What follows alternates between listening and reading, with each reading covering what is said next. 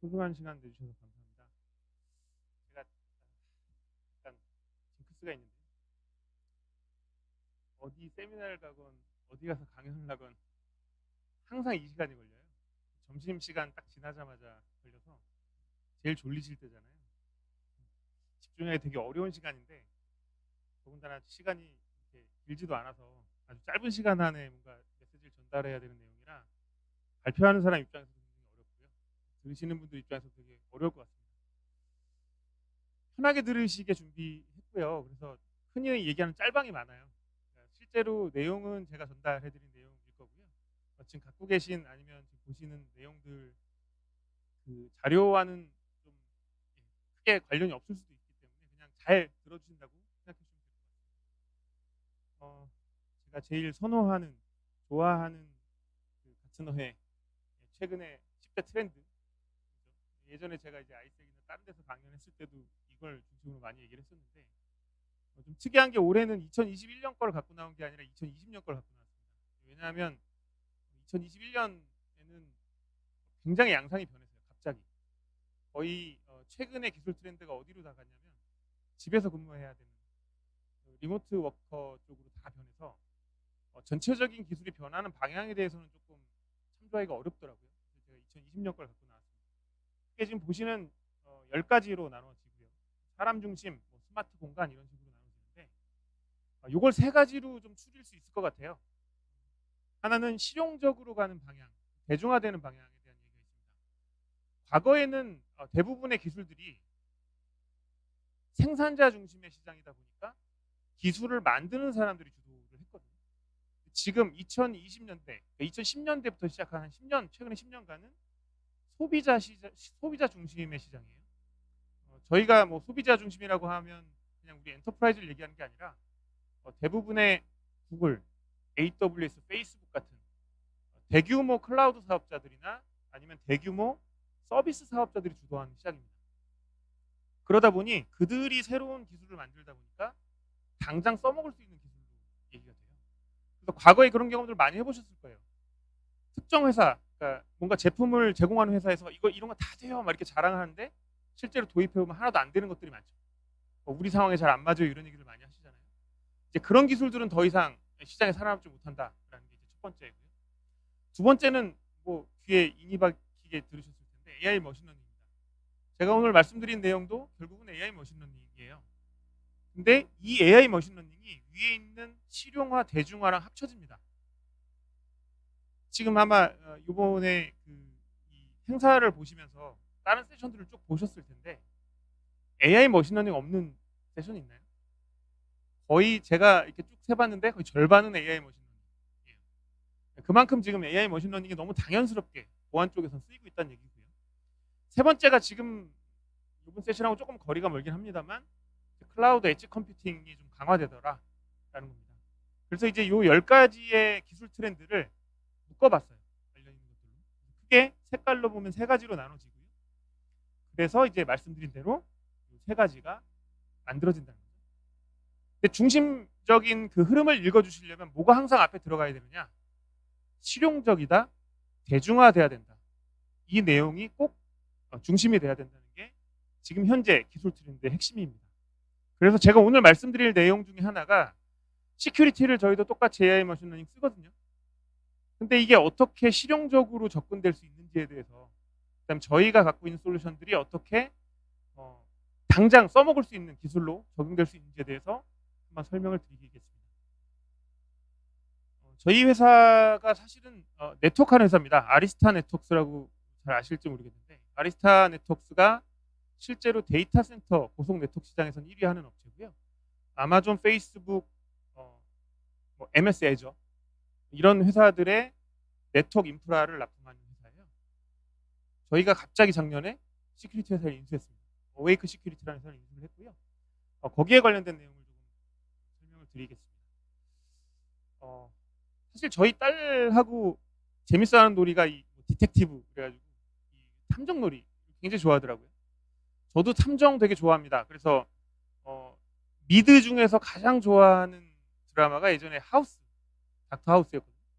닥터 하우스가 사실은 이제 모델 됐던 사람이 지금 보시는 탐정이죠. 탐정을 모델로 의사를 만든 배경으로 만든 게 닥터 하우스였어요. 제가 이제 보안 쪽에서 한참 제가 이제 실제적으로 한 25년 정도 IT 업계에 있었고요. 그 중에서 보안 관련된 업무만 한 15년 가까이 했는데 결국은 보안하는 사람이 탐정이더라고요. 그러니까 뭔가의 클루를 찾아서 그걸 찝어낸 다음에 뭔가 공격하는 것들을 하나 논리적으로 밝혀낸 다음에 이게 공격인지 아닌지 판단하는 이런 탐정의 역할들을 하는 게 대부분입니다. 근데 대부분 좋은 탐정 근처에는 좋은 조력자가 있죠. 사실은 이제 이 조력자들의 역할을 하기 위해서 AI 머신러닝을 쓰게 되는 거죠. 그리고 이 AI 머신러닝이 나오긴 했지만 조력자가 되기 위해서 굉장히 여러 개의 보안 장비들을 쓰고 있는 상황입니다.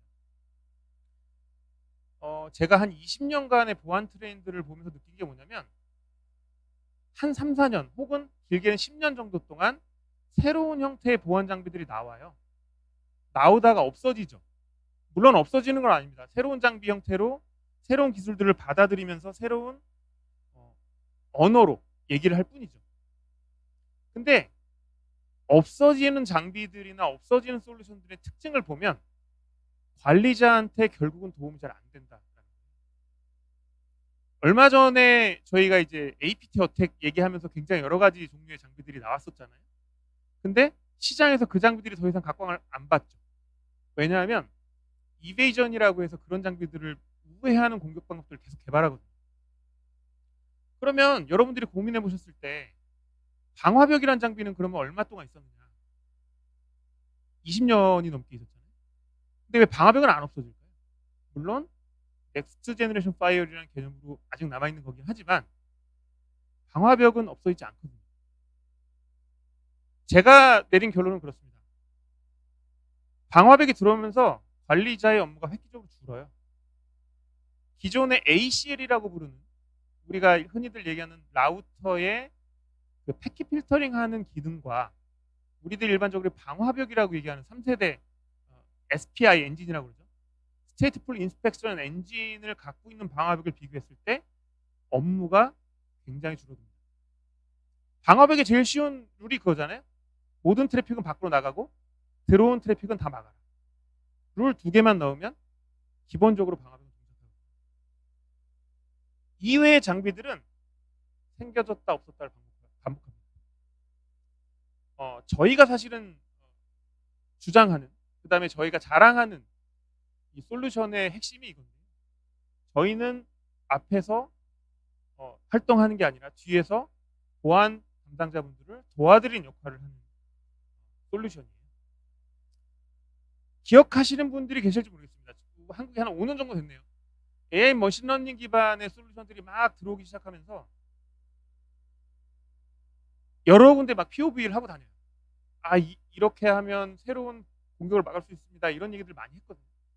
근데 결론적으로 도입을 안 하셨거나 POC만 하시고 도입을 했더라도 그냥 걸어만 놓으신 분들이 상당히 많습니다. 왜냐하면 일이 더 많아져요. 이게 사실은 핵심이거든요. 우리가 AI 머신러닝이라고 하면 마치 우리 일을 도와주는 시스템으로 생각할 수가 있는데 실제로는 도와주는 게 아니라 저희의 일들을 방해하는 많아진다는 거죠. 제가 이제 이 컨셉을 잡다 보니까 사실 제가 보안에도 있지만 네트워크 쪽에서도 활동을 많이 하거든요. 네트워크 업계에서는 제가 네트워크계 박찬호라고 불립니다. 어디 가서 강연하면 20분짜리를 하면 1시간 동안 떠들고 그래서 제가 네트워크계의 박찬호로 불리는데 고민을 하다 보니까 굉장히 컨셉에 맞더라고요. 이게 사실은 결국은 저희를 도와줘야 될 사람이거든요. 근데 말이 너무 많은 거예요. 어떻게 말을 하냐면 이렇게 시작하죠. 제가 듣고 싶은 거는 LA에 있었을 때 얘기가 아니잖아요. 그렇죠? 근데 대부분의 AI 머신러닝 하는 저희를 도와줘야 되는 솔루션들은 이렇게 시작을 하거든요. 뭐 때문에 이런 얘기를 하는지를 몰라요. 우리가 강구하는 게 이거죠. 머신러닝 같은 새로운 서비스나 새로운 어떤 기술을 도입을 할 때 대부분 보안 쪽에서는 먼저 고려되는 게 뭐냐? 새로운 공격을 막는 방법에만 포커스를 합니다. 무슨 얘기냐면 최근에는 AI 머신러닝이 다른 방향으로도 좀 적용이 되고 있어요. 특히나 네트워크 쪽에서는 장애를 예측한다거나 아니면 운영의 오토메이션을 머신러닝이 하게 만들어주는 쪽으로 많이 포커스를 하고 있거든요. 근데 보안 쪽에서는 이게 또 늦게 들어와요. 여태까지 한 5년간의 보안, AI 머신러닝 보안의 관점은 뭐였냐? 새로운 공격을 찾아내는 데 초점을 뒀습니다. 그러다 보니 이런 일이 만들어집니다. 그래서 결국은 저희가 이제 쭉 몇 군데 모니터링 해본 결과 AI 머신러닝 기반의 보안 솔루션을 구매를 하셔서 운영을 하고 계신데 제대로 쓰고 계신 고객은 한두 분밖에 안 계시더라고요. 결론은 뭐냐? 항상 저도 벤더입니다. 저도 장비를 생산하는 업체지만 저는 항상 말씀드리는 게 있어요. 말 100% 믿지 마십시오. 사실 제가 지금 말씀드리는 내용도 100% 믿으시면 안 되는데 마치 뭔가 마법의 단어처럼 도입하면 뭔가 다 되겠지. 뭐 이런 상상을 하게 만들거든요. 대부분 AI 머신러닝 시스템을 도입하면 모든 걸 다 해주는 것처럼 얘기합니다. 저희는 이런 거 아예 배제시켰어요. 사람의 머리가 무조건 들어가게 만들었습니다. 모든 프로세스 중에서 사람의 결정이 없으면 아무리 AI 머신러닝이 돌더라도 이게 공격인지 아닌지 최종 판단을 할 수가 없습니다. 이런 부분을 간과하면 안 된다는 거예요. 자, AI 머신러닝이 찾으려고 하는 게 뭐냐? 이겁니다. 저희는 이제 사람이니까 쉽게 알 수 있죠. 모든 얘들은 파란색 계열이고 색깔이 좀 이상하게 나옵니다. 이것도 이제 파란색 계열입니다. 왼쪽을 보고 있잖아요. 근데 이 중에 하나가 오른쪽을 보고 있으면서 색깔이 빨개요. 우리가 흔히들 어노말리라고 하는 걸 탐지를 하는 거죠. 보안하시는 분은 너무 잘 아시죠? 어노말리가 뭔지. 어노말리 탐지를 위해서 AI 머신러닝을 쓰게 됩니다. 실제로 내부적으로는 어떻게 움직이느냐? 이 머신러닝이 이렇게 움직여요. 우리한테 보여주는 건 이런 걸 보여주는 거거든요. 흔히들 있는 일반적인 자료와 다른 것들을 보여주기 위해서 머신러닝을 쓰게 되는 거거든요. 그래서 크게 머신러닝을 세 가지로 얘기를 하죠. 슈퍼바이즈드 머신러닝, 언슈퍼바이즈드 머신러닝, 그 다음에 강화학습이라고 부르는 리인포스먼트 머신러닝으로 얘기를 하죠. 대부분의 회사들이 초반에는 어디에 관점을 뒀냐면 언슈퍼바이즈드 머신러닝에 관점을 뒀어요. 이상한 거 굉장히 잘 찾아요. 근데 사람이 이유를 모릅니다. 그래서 머신러닝 업체들이 최근에 어떤 포커스를 하고 있냐면 이 슈퍼바이즈드 머신러닝하고 섞는 방법들을 고민하기 시작해요. 저희도 세 가지 머신러닝을 다 하고 있고요. 특히나 저희 같은 경우는 각각에 쓰는 역할들을 잘 나눠서 가능하면 관리하시는 분들이 조금 더 빨리 알아챌 수 있게 그쪽에 초점을 많이 뒀습니다. 블랙박스가 돼버리는 거예요, 결론은. 아무리 알람을 잘 주더라도 이해하지 못하는 머신러닝은 더 이상 이제 필요가 없다라는 게 저희의 결론입니다. 극명하게 한마디로 말씀을 드릴게요. 저희의 목표입니다. 이건 현재 이렇게 되지는 않고 있고요. 목표는 여러 가지 형태의 공격, 새로운 공격들을 다 탐지를 할 수 있지만 운영 비용은 어디에 맞추느냐? 기존의 IPS 정도 수준의 운영 비용으로 머신러닝을 돌리겠다는 게 저희의 목표예요. 실제로 공격에 대한 이해가 충분히 지식이 있으신 분들 같은 경우는 한 2-3시간 교육을 받으시면 스레트 헌팅을 하실 수 있어요. 왜냐? 모든 액션들이 다 이해할 수 있기 때문에. 사이버 킬체인 얘기들 많이 들으셨죠? 이 개념이 나온 지가 한참 됐죠. 한 10년 가까이 됐는데 이 사이버 킬체인이라는 게 참 재밌습니다. 왜냐하면 우리가 일반적인 보호할 수 있는 네트워크를 보호할 수 있는 장비들을 많이 갖고 있기 때문에 이 사이버 킬체인 상황에서 하나만 끊더라도 아니면 하나만 중간에 잡아내더라도 우리가 쉽게 어떤 공격인지 알아낼 수 있다는 거죠. 그래서 보통 7단계를 기본적으로 얘기를 하고요. 이게 상황에 따라서는 회사에 따라서는 4단계를 얘기하는 회사도 있고 10단계를 얘기하는 회사도 있긴 있습니다만 어쨌든 기본적으로 한 7단계를 거쳐서 공격을 하게 된다는 거죠. 그래서 대부분 기존의 회사들은 뭐를 얘기했느냐? 사이버 킬체인을 어떻게 끊느냐를 얘기를 했습니다. 요거에 좀 연장선상으로 저희는 이걸 얘기합니다. 사이버 킬체인에 이해할 수 있는 특정 지점을 잡아서 끌어당깁니다. 그러면 고구마 넝쿨처럼 줄줄줄줄이 빠져나올 거잖아요. 그러면 이 사이버 킬체인의 7단계 중에 우리가 이해해서 찾을 수 있는 예도 있지만 이해하지 못하고 찾을 수 있는 예도 있어요. 한마디로 언슈퍼바이즈드 머신러닝으로 찾을 수 있는 냐가 있고 우리가 이해할 수 있는 슈퍼바이즈드 머신러닝 찾을 수 있는 냐가 있다는 거죠. 그러면 어떻게 하느냐? 우리가 이해할 수 있는 애 중에 하나를 딱 끄집어냅니다. 그러면 우리가 이해하지 못하는 애들도 이게 연결돼 있다는 것만 알려주면 어떤 공격이라는 걸 쉽게 이해할 수 있거든요. 이게 저희 솔루션의 가장 핵심이 되는 얘기고요.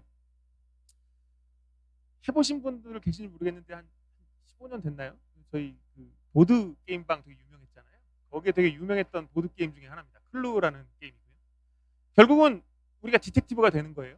우리가 탐정이 돼서 특정 클루, 그러니까 어떤 뭐랄까 힌트를 얻으면 그 힌트에서 뭔가를 찾아내는 거죠. 저희 솔루션의 핵심은 클루를 찾아내는 거예요. 그 클루를 저희는 뭐라고 부르냐? AML이라고 부릅니다. Adversarial Modeling Language라고 불러요. 이게 저희 회사 장비 어웨이크의 특징이고요. 이 AML 그 모델링 된 정보들을 보시면 여기 좀 잘 안 나오긴 하는데 뭐 C2 통신이라든지 아니면은 정보를 외부로 유출한다든지 이런 식으로 특정 모델링을 이용해서 이런 것들을 탐지하게 됩니다. 아까 설명드린 것처럼 이 AM이라는 얘는 고구마 넝쿨 줄기의 클루가 되는 거죠. 극명하게 이걸 좀 이해하시고 쉽게 할 수 있는 방법이 뭐가 있을까라고 생각하다가 제가 이렇게 좀 찾아왔는데요. 기존의 머신러닝 기반의 솔루션들은 이런 점이라고 보시면 돼요. 점 간의 연계관계가 안 보여요. 그 다음에 이 점들이 뭐를 의미하는지 알려면 일일이 다 연결하신 다음에 이 점을 상세 분석하셔야 됩니다. 한마디로 피캡, 우리들이 얘기하는 네트워크 트래픽을 그대로 뽑아다가 분석 솔루션에 다시 집어넣어서 분석을 하고 이게 어떤 공격인지 알아내야 된다는 거죠. 저희 AML이 이런 거예요. 자, 이 그림은 같은 점으로 이어진 예지만 대략적으로 어떤 건지 추측하실 수 있죠. 아, 얘는 사슴 같네? 이렇게 알 수 있잖아요. 이렇게 이어진 부분들을 보여주는 게 저희의 AML의 특징입니다. 보통 EDR에서는 이런 그림들을 많이 보셨을 텐데 NDR에서는 사실 이런 그림들을 잘 연계관계들을 추적하지 않죠. 저희가 특징이 이제 이런 어택 맵을 그리는 겁니다. 그래서 하나의 공격을 얘기하는 게 아니라 하나의 공격을 딱 끄집어내서 집어넣으면 이런 연관 관계들을 파악해주면서 우리들이 이해하지 못하는 커넥션도 아, 이 공격 중에 일환이구나 라고 우리가 이해해 줄 수 있는 거죠. 저희 어웨이크 시스템 같은 경우는 크게 세 가지 부분으로 나누고요. 센서 부분, 그러니까 트래픽을 모아주는 센서, 머신러닝에 돌아가고 연계관계를 파악해준 뉴클리어스, 그 다음에 클라우드 쪽에 에이바라고 불리는, 저희는 이제 이거를 시큐리티의 실이다 이렇게 부르거든요. 요즘에 시리가 성능이 별로 안 좋아서 실이라고 하면 별로 안 좋을 것 같은데 어쨌든 보안업계의 실이라고 부릅니다. 왜 실이라고 저희가 부르냐면 저희는 별도의 스레드 인텔리전스를 갖고 있지 않아요. 스레드 인텔리전스가 실시간으로 돌아갑니다. 그럼 이 정보들을 어디서 어떻게 받아오느냐? 그냥 구글 서치를 해요. 오신트 형태로.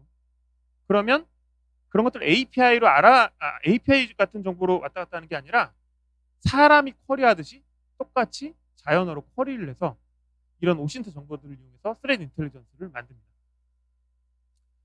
그래서 아까 방금 설명드린 것처럼 세 가지 부분 나누고 센서, 뉴클리어스, 에이바 세 부분을 나눠서 분석을 한다는 거죠.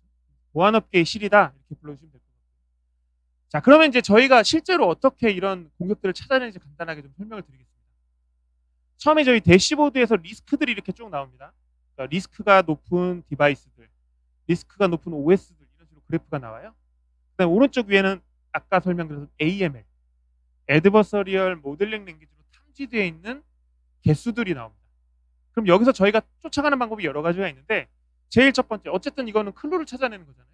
클루가 디바이스나 OS의 취약점이나 아니면 위험도에 따라서 찾아 들어갈 수도 있고요. 그 다음에 URL의 위험도에 따라서 찾아 들어갈 수도 있고, 그 다음에 가장 정확한 것들은 여기 AML이죠. AML이 우리가 디텍트한 AML 리스트를 가지고 찾아 들어가면 굉장히 빠르게 전체적인 킬체인들을, 사이버 킬체인들을 찾아낼 수 있습니다. 방금 설명드린 것처럼 이 대시보드에서 AML을 클릭을 하시면 이 그림이 나오고요.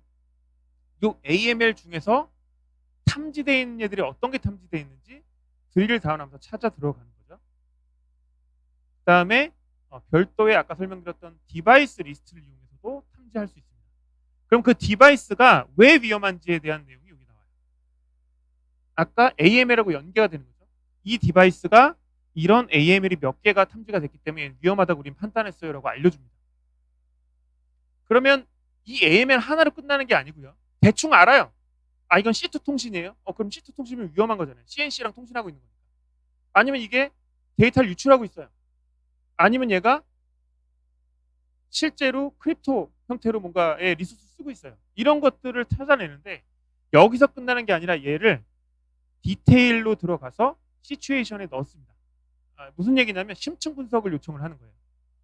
그러면 사람이 AML 탐지한 걸 보고 얘를 심층 분석 안에 집어넣어요. 그러면 머신러닝이 다시 한번 돕니다. 여기에 대해서. 그래서 이 AML, 제가 지정한 요 세션에 연계되어 있는 다른 공격이 뭐가 있는지 탐지하는 거죠. 그러면 이런 그림을 만들어줍니다. 저는 아까 뭐를 한 거냐? 이미 AM이라는 걸로 아주 위험한 통신 리스트를 찾았죠. 그 찾은 리스트를 하나만 딱 넣어주면 거기와 연계되어 있는 다른 통신들, 공격 통신들을 찾아서 넣어주게 된다는 겁니다. 이 내용들을 좀 세부적으로 보면 로고를 상세하게 보면 여기 요 그림들이 다 A바거든요. 요건 직접 사람이 집어넣은 거고 요 표시는 다 머신러닝이 찾은 거예요. 그래서 하나의 어떤 액티비티를 집어넣으면 심층 분석을 해서 나머지 내용들을 연계 관계들을 파악해준다. 네, 이런 찾아 들어가는 클루를 찾아 들어가는 내용들을 디바이스 관점이나 아니면 유사 디바이스 리스트 관점으로 여러 가지 방면에서 좁혀 들어가실 수가 있고요. 저희의 제일 큰 특징은 AML이라고 말씀드렸는데 이 AML의 장점은 사용자가 직접 랭귀지, 이 모델링을 직접 만드실 수가 있어요. 그래서 우리 회사에만 해당되는 어떤 공격 방식이 있다라고 하면 이런 것들을 AML 모델로 만드셔서 탐지하실 수 있어요. 그러니까 머신러닝을 우리가 이해할 수 있게 뭔가 따로 만들 수 있다는 게 굉장히 또 큰 장점이거든요. 왜냐하면 대부분의 회사들마다 그 회사에 맞는 스레드 인텔리전스나 아니면 보안 정보들을 따로 운영하시는 경우가 상당히 많잖아요. 그런 노하우들을 저희 장비에 직접 넣어주실 수가 있습니다. 그래서 지금 이제 보여드린 이 그림이 사용자 정의 AML을 만드는 과정들이고요. 일단 한 5분밖에 안 남아서 제가 마지막 자랑을 하고 좀 끝내겠습니다. 예. NDR이 왜 필요하냐? 이런 물음들을 많이 하세요. NDR, EDR 있으면 되는 거 아니냐? 예, 맞습니다. EDR 있으면 충분히 탐지되고요. NDR은 EDR보다 탐지하는 범위가 작을 수 있죠. 왜냐하면 프로세스 단위에서 되는 게 아니라 네트워크에 빠져나온 데이터를 가지고 우리가 분석을 하기 때문에 분석 결과가 정확하지 않거나 모자랄 수 있어요. 그럼에도 불구하고 NDR을 왜 써야 되느냐? 최근에 나왔던 기사입니다. Kill AV는 다 아시죠? AV를 무력화하는 코드를 먼저 집어넣고 이후에 EPP들을 다 무력화시킨 다음에 공격을 하잖아요. EDR은 이게 안 된다고 했었어요, 여태까지. 근데 최근에 OS 자체 취약점 때문에 EDR 자체를 무력화시킬 수 있는 개념들이 나오기 시작했습니다. 그럼 저희가 EDR이 상세 불성을 할 수 있다고 100% 믿어버리면 이런 것들을 방해하는 여러 가지 요소들을 이용해서 무력화시킬 수 있는 방법들이 나오고 있기 때문에 실제로 EDR만으로는 부족할 수 있다. 그래서 항상 중요한 게 뭐냐? 1인칭, 2인칭 시점이 아니라 3인칭 전지적 작가 시점에서 전체적인 공격을 파악할 수 있어야 된다는 거예요. 제가 이 그림을 굉장히 좋아하는데 전장에 뛰어드시지 말라는 거죠. 내가 지금 공격이 막 전쟁이 일어나는 곳 안에 들어 있으면 나도 영향을 받는다는 거예요. 그러면 전장의 바깥쪽에서 이런 것들을 모니터링할 수 있는 게 또 중요해진다라는 거죠. 그래서 실제로는 EDR과 NDR과 SIM 세 가지가 서로 연동해서 돌아가는 모델들을 최근에 많이 얘기를 하고 있는 거고요. 그래서 XDR 업체들이 이런 것들을 요즘에 계속 얘기를 하고 있습니다. 저희는 NDR이지만 유명한 EDR 업체들과 다이렉트로 연동이 되고요. 크라우드 스트라이크나 아니면 카본 블랙이나 이런 업체들과도 연동이 잘 되고 있습니다. 네, 저희가 다른 거는 한마디로 설명을 드리면 사람이 이해할 수 있는 머신러닝을 쓴다. 그 다음에 가능하면 유지하는데 도움을 줄 수 있는 형태의 머신러닝 기반으로 동작을 한다는 게 저희 장비의 가장 큰 장점이다. 라고 말씀을 드리겠습니다.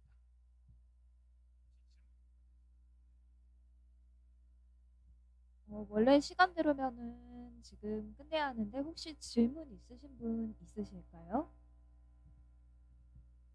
끝내도 질문 없으시면 여기서 끝내겠습니다. 저희 부스 운영하고 있거든요. 하나 IT가 저희 총판인데 하나 IT 쪽 찾아오시면 제가 궁금하신 점에 대해서 답변 드리겠습니다. 고생하셨습니다. 감사합니다.